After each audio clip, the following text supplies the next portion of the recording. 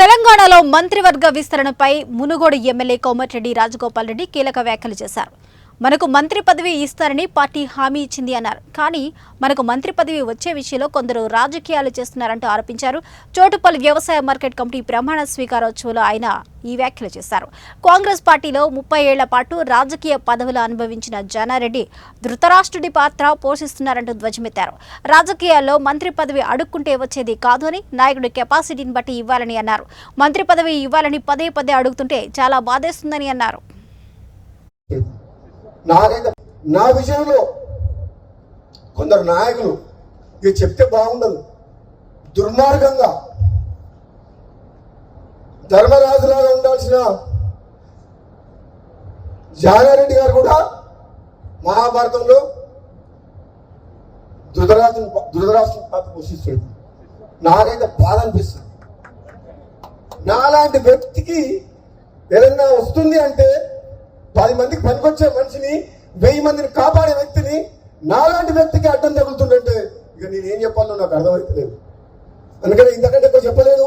ఇప్పటికే చెప్పదలుచుకుని చెప్పిన మనసులో ఉన్నది చెప్పినా మరి నన్ను చూస్తే భయపడుతున్నారు అందరూ. నేను వస్తున్నట్టే బామ్మగుడు వస్తే ఏం చేస్తాడో, ఆయన మా మాట వింటాడో వినడో అనుకుంటున్నా ఏందో. మరి అధిష్టానం ఏమో ఇస్తా అంటుంది.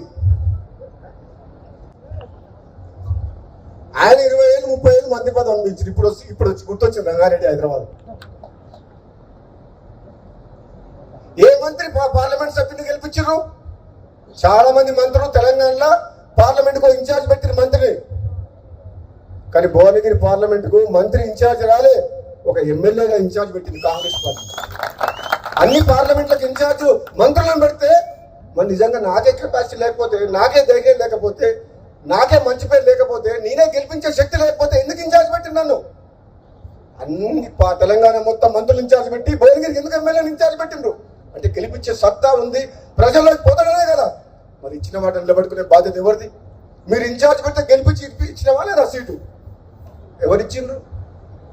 ఆదిలాబాద్ గెలిచిందా? మహబూబ్ నగర్ గెలిచిందా? సికింద్రాబాద్ గెలిచిందా? మల్కాజ్గిరి గెలిచిందా? మేదక్ గెలిచిందా? కరీంనగర్ గెలిచిందా? ఈ మంత్రులను ఎక్కడ పోయిండ్రు? మరి ఎక్కడ?